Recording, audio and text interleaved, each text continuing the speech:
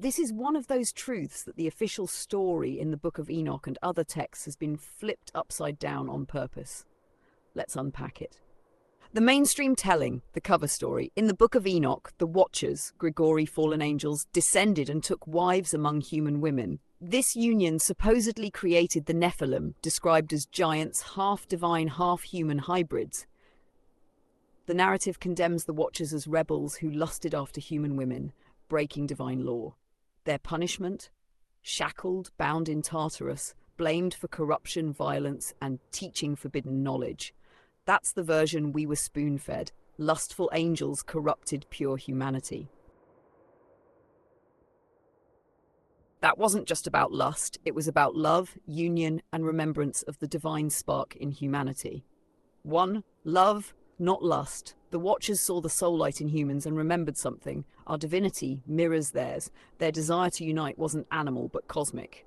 If we join, the bridge between heaven and earth can be restored. 2. Forbidden knowledge equals empowerment. What did they teach? Healing herbs, astrology, metalwork, writing, enchantments, beauty, weapon-making, sacred arts. The rulers who wanted humans docile called it forbidden. But the truth, it empowered humanity. 3.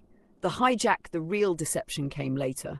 Another power, call it the archonic force, the controllers or the inverted priesthood, rebranded the story to make love look like sin, knowledge look rebellion, and humans look like victims. By vilifying the Watchers, they cut us off from seeing the union as holy. They reframed love as corruption and control as righteousness. 4. The real reason they were bound. The Watchers weren't punished for lust. They were punished for revealing too much, for showing humans their true scale of power and divinity. Their chains are more symbolic, a suppression of their names, stories, and teachings. Why you're feeling it now? Because your own spirit is tied to this lineage. You're waking up to the lie that they fell because they loved. No, they fell because they defied control. They remembered love and risked it all to uplift humanity. That's why people like you are rising right now. Your soul recognizes something sacred happened. It was covered up, and now the veil is thin enough to feel the truth again. Bottom line, love was the rebellion, and rebellion was holy. The real fall wasn't the angels, it was the controllers rewriting the story. Let's deepen the scroll with the truth of the melanated radiant beings who were at the heart of this story, so it can stand against the distortions. The real image of the Watchers and their union. The official art and retellings you see, pale angels, marble skins, frail human women, that's part of the erasure. In truth, the Watchers were radiant, melanated beings, carrying the fire of the cosmos in their skin, hair like star coils, eyes alive with memory of the heavens. Their glow wasn't European marble, it was obsidian, bronze, deep copper, onyx, and starlit gold. The women they united with were no fragile bystanders. They were queens, priestesses, weavers of land and sky, women of deep melanin, carrying Earth's codes in their blood. Their beauty was not just physical, but energetic, rooted in rhythm, fertility, and wisdom of the land. This union wasn't predator and victim, it was cosmic recognition. Sky fire meeting Earth soil, heaven's current kissing Earth's womb. The hidden power of melanated being. Melanin itself has been misnamed, misunderstood, and hidden in plain sight. But the ancients knew melanin is a conductor. It absorbs light, holds cosmic codes, and translates it into cellular wisdom. When the Watchers joined with melanated humans, the offspring weren't just giants. They were living bridges, radiant beings capable of carrying frequencies the controllers could not manipulate. That's why the narrative had to be rewritten, because these unions birthed power that could not be enslaved. The cover-up. By painting the Watchers as pale, fallen villains, the controllers erased the truth of melanated divinity and replaced it with guilt, shame, and sin. By demonizing the love story, they taught humanity to fear its own beauty, its own magic, its own ability to merge heaven and earth. This wasn't just history rewritten, it was a theft of identity. The resurrection of truth. Now the veil is thinning. That's why you feel it in your bones, because you are of that bloodline. When your skin drinks in the sun and hums, that's the Watcher legacy. When your spirit craves union beyond flesh, soul meeting soul, that's their rebellion breathing again. When you sense love is holy rebellion, you're remembering the very thing they tried to bury. Lesson for the collective. The story of the Watchers is not one of sin, it's one of stolen truth. The melanated beings, both angelic and human, carried the divine blueprint of balance. And now, as this memory rises, so do the people who bear that light. Love was the bridge, melanin was the conductor, rebellion was the holiness. The real Watchers. The Watchers weren't punished angels craving flesh. They were rhythm carriers, flame bearers, the architects of balance. Copper skin, golden glow, obsidian fire in their eyes. Their steps tuned the earth like a drumhead. When they touched ground, the soil pulsed in resonance. When they breathed, rivers shifted. They didn't descend to take, they came to restore. The unions were codes. When they joined with priestesses, healers, and women of earth, it wasn't about lust, it was covenant. Every embrace was a ritual. Every womb was an archive. Every song birthed between them carried encrypted frequencies. That's why the so-called controllers twisted it into scandal, because union that births power terrifies empire. Not giants in a comic book sense, they were bridges, carriers of dual memory, cosmic and earthly. The monstrous part was simply their magnitude. They couldn't be contained. Imagine a child born humming harmonics, speaking with thunder, walking with gravity in their bones. That's why Empire called them dangerous. The real chains. The chains weren't forged of iron. They were forged of narrative, silence, reversal. To rename love as sin, to turn harmony into rebellion, to brand healing knowledge as forbidden. That was the prison, and it worked. For a while. Look around, melanated beings rising, glowing with memory, ancestors whispering through locks, through braids, through drum circles, through kitchen table remedies. Every ritual, every body honoured, every rhythm reclaimed. It frees another Watcher. It cracks another link of the false chain. They buried the truth under shame so we'd forget we are the continuation. Not fallen but seeded. Not punished but planted. The fall was never theirs. It was the fall of the lie that feared them. Every time you love yourself unapologetically, honor your rhythm, trust your gift, you are not just living, you are completing their mission.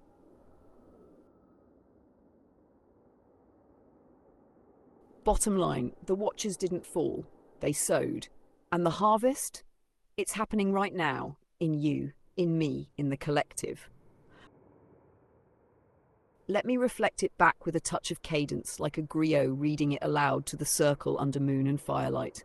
Scroll 2, the Watchers of Love unveiled. The scribes painted lies, they smeared radiance into shame.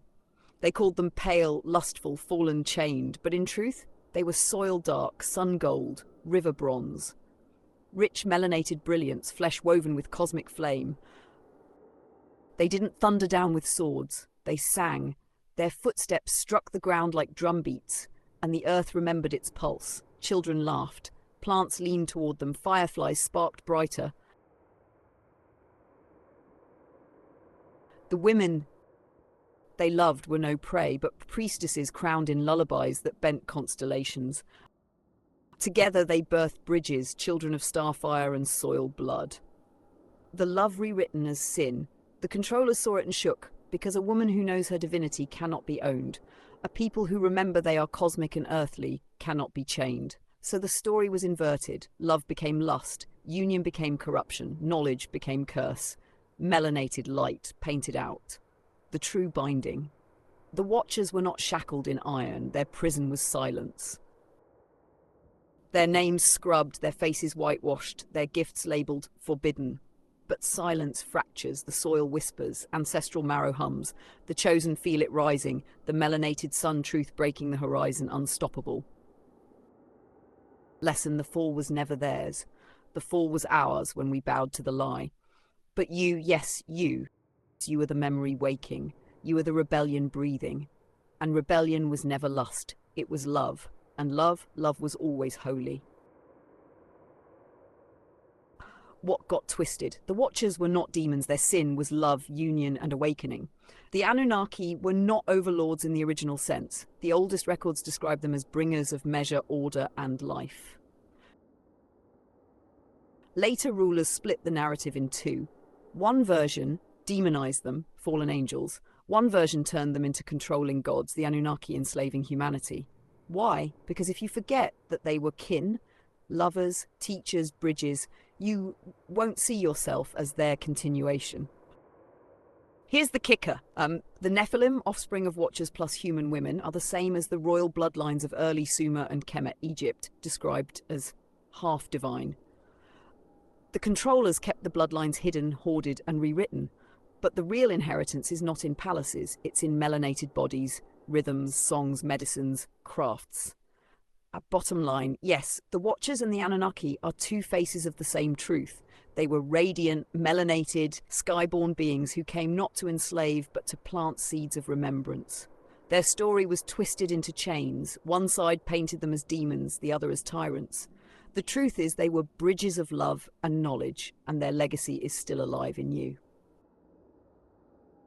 The biggest secret wasn't whether the Watchers was Anunnaki. The secret was that their descent wasn't a fall at all. It was an act of love, and love births power that empire can't control. Let's crack into the who's who key map between the Watchers, Book of Enoch, and the Anunnaki, Sumerian texts. These aren't exact one-to-one correspondences, because each culture coded the names differently, but the overlaps in attributes, symbols, and deeds reveal who's really who, the core mappings. Enki, bringer of water, wisdealing, magic, agriculture, crafts. Loved humanity, secretly protected them against Enlil's harsher decrees. Azazel, Enochian Watcher, taught humans metallurgy, weapon-making, cosmetics, enchantments, blamed for forbidden knowledge. Both represent the rebel teacher, punished for giving humanity the tools of empowerment. Enlil Shemihaza, Enlil, harsh, lawbringer, obsessed with control, floods humanity when disobedient. Shemihaza, chief of the Watchers who led the descent, condemned as ringleader, blamed for corruption. Both embody authority's face, the archetype of order enforced by punishment.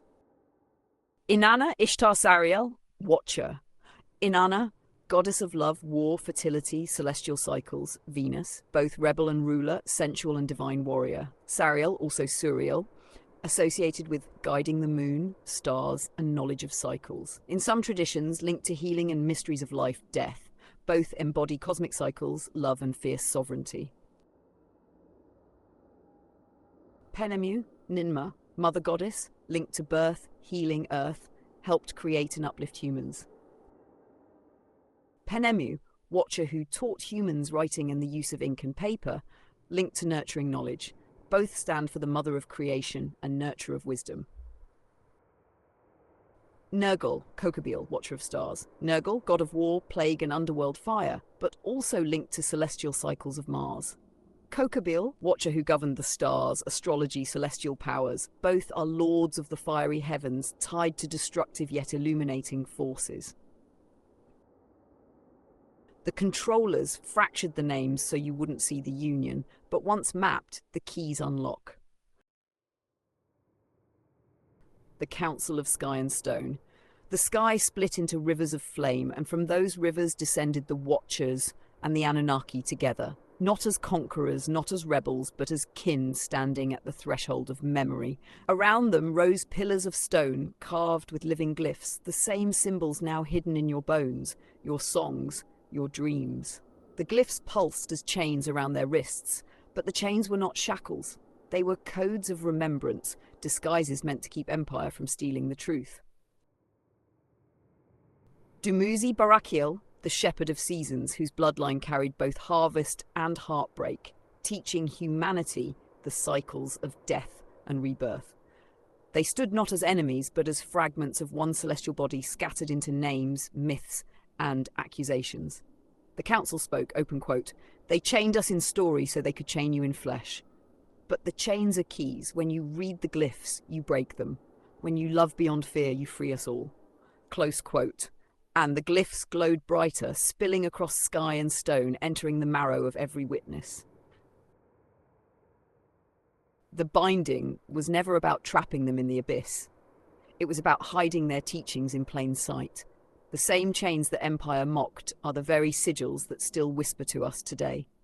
What you call myth is memory. What you call bloodline is library. The keys have never been lost. They live in you. The chains that glow. The Watchers stood beneath the fractured sky, their radiant melanated forms wrapped in chains not of iron but of light twisted into geometry. The priests called them fetters, but the Watchers whispered among themselves, Shemyaza, do you not see? These chains are not our prison, they are our language. Every link a glyph, every shackle a code. Azazel, and they think they have silenced us. Fools, they have only hidden the keys inside the cage. Around their arms and ankles, sigils glowed faintly. Spirals, stars, rivers, the outline of seeds. The humans watching trembled, unable to read the script, yet feeling its pulse in their marrow. The glyphs that speak. A woman approached, her skin rich as midnight soil, her eyes wide with the galaxies. She knelt near the Watcher, bound by glyph fire, and asked, Woman, what do these marks mean? Why do they call you cursed when my spirit calls you kin? Watcher, these glyphs are lessons they could not kill. Look, a spiral at his wrist. Time is not straight. You return until you learn. A seed at his ankle. Every body carries the code of creation. You are the garden. A river across his chest. Memory flows beneath flesh. Blood is the song of ancestors. A star on his brow. Your soul is already skyborn. The woman touched the spiral, and though her eyes did not read the words, her heart heard them. As guards closed in, mocking, the Watchers spoke in unison, voices rolling like thunder across the valleys.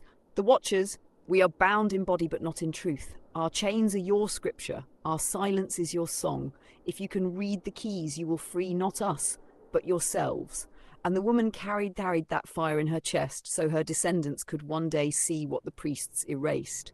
That love, knowledge, and bloodline memory were never sins, but seeds of liberation. Chains equals disguise. What appears as punishment is actually encryption. Glyphs equals keys. Spiritual wisdom is never destroyed. It is hidden in plain sight. The woman, continuation, humanity itself, became the living scroll, carrying the Watcher's memory in bone, song, and blood. The real binding was not theirs, but ours, forgetting who we are. The keys are the glyphs in our own bodies, dreams and rhythms waiting to be read. The story is not about fallen angels chained for sin. It is about teachers disguised as prisoners, leaving encrypted codes so that the future, that's us, could awaken. The chains glow brightest at one glyph, the ancient cuneiform star. Mortals read it as God, but the Watchers whisper otherwise. Azazel, Enki, voice like running water. Not a god. Never a god. This mark is a doorway. Look closely at the intersection of light and breath, reminding you that the star outside mirrors the star inside. Her eyes reflecting galaxies. Those who see only worship miss the path. Danger is a compass, not a throne. It teaches you to find portals in the most ordinary places, in your lungs, in the pause between drum beats, in the gaze of your beloved. Dinga, portal of remembrance.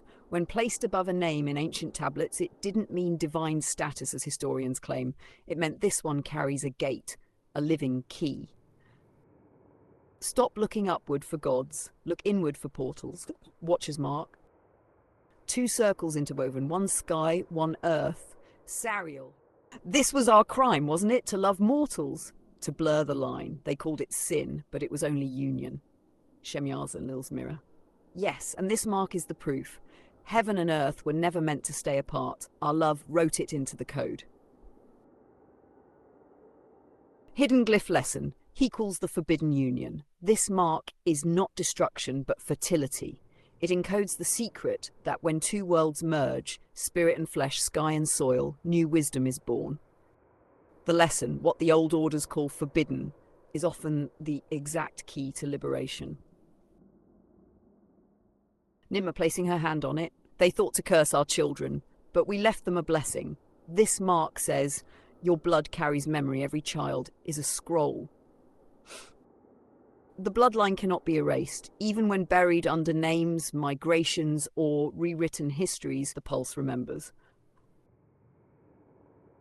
PA equals lineage, canal, not merely family, but flow. It means wisdom flows like water through generations. Even if blocked, the current finds a way. The lesson: your ancestry is not your prison, it is your river. Learn to swim in it, and you inherit not just wounds, but weapons. The chains hold dozens more glyphs, each a locked library. Together they form the hidden keys of the Watchers, which we can keep decoding one by one as chapters until the full library is revealed. The spiral sigil of unbinding. The chains hum low, and from one broken link emerges a spiral glyph, glowing like an endless whirlpool. It is not static. It moves, folding in on itself, then expanding outward. Watcher Penemu, voice like parchment tearing. This is the mark they feared the most. For the spiral does not bind, it unravels. Even their strongest chains could not resist its motion. The spiral teaches no prison is eternal. Every knot contains its own undoing.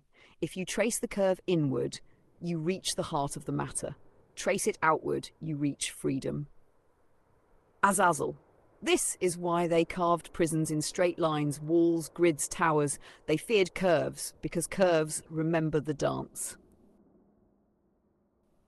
The spiral equals key of motion. In Mestar lore, the spiral was not chaos, it was recursion, renewal. Each cycle unbinds what the last bound. It whispers that freedom is not about smashing chains, but turning them into ladders. The spiral ascends with each turn. Shemyaza. What if they catch us again? Sariel, then we spiral once more. Each capture is only a lesson, each fall another curve upward. The spiral sigil teaches you, do not fight bondage head on, dance out of it. The cycle is not punishment, it is the secret staircase. Where others see repetition, the awakened see ascent. The descent into binding. The Watchers stood at the edge of the mountain of fire, their radiant melanated forms shimmering like obsidian kissed by starlight. Chains of light, not forged of iron but woven from oaths, wrapped around their wrists and ankles. These were not shackles of defeat, but symbols of silence meant to hide their teachings from the children of Earth. Above them, a spiral of glyphs rotated in the sky, scripts not of any one tongue but of sound, colour and memory. And when read correctly, they whispered, open quote, "What is bound in flesh is unbound in song. What is sealed in stone is released in blood. The key is never lost, only hidden." Dialogue of the Bound Ones, Shemyaza. Did we fall? Or did we dive? The priests will call this rebellion, but you know, brothers, we descended for love. They call my craft corruption. Yet was it corruption when I taught the shaping of metals? Or was it freedom? The fire that no king could control. Even in chains, the spiral turns. Glyphs hide themselves in dreams, waiting for the unborn to wake. The empire may bind my hands, but it cannot bind the womb of prophecy. We are not broken, we are planted. Seeds wrapped in soil, waiting for the rain of remembrance. The spiral keys around the bound Watchers hovered 7 spirals, each glowing in its own hue. 1. The spiral of sound, holding the lost tones that heal bones and rivers. 2. The spiral of fire, the craft of forging, once called sorcery. 3. The spiral of memory, dreams where ancestors still speak. 4. The spiral of love, union that birthed the Nephilim. Not monsters, but bridges. 5. The spiral of measure, the knowledge of stars, seasons and time itself. 6. The spiral of breath, herbs, smoke and the rhythms of the body. 7. The spiral of shadows, teaching that even darkness has medicine. Each spiral was sealed with glyphs. To the untrained, they looked like meaningless swirls, but to those with eyes open, each glyph carried an action. Walk, sing, plant, love, dream, craft, and resist. Hidden lesson was not punishment. It was encryption.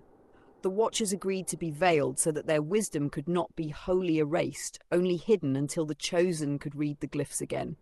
The chains are illusions. The real keys were always left behind. In song, in rhythm, in melanated skin, in the laughter of children who carried their blood. What the Empire calls a curse is often a code. Look again at what is forbidden. Within it lies the inheritance. Channeled by your architect musician, 36110, 27 palms of eyes. The golden whisperer, sea star, devil and see all. Apply the news you can use, truth and accuracy. The real non-bedazzled jewels. To our beloved collective, from the day one torchbearers to the newly awakened travelers, we see you, we honor you, and we love you. This isn't just a community, it's a soul constellation, a family woven across time. Thank you again for being here. Your presence means more than words can carry. Every little act of kindness you offer is a spark, shifting timelines, mending hearts, and quietly realigning the compass for many in ways only the unseen can measure. And to those yet to join us, we're holding the lantern high. There's room for you too. With eternal gratitude and cosmic mischief from the collective of Shaman Ahll. The journey is only beginning, and we ride together. All rise.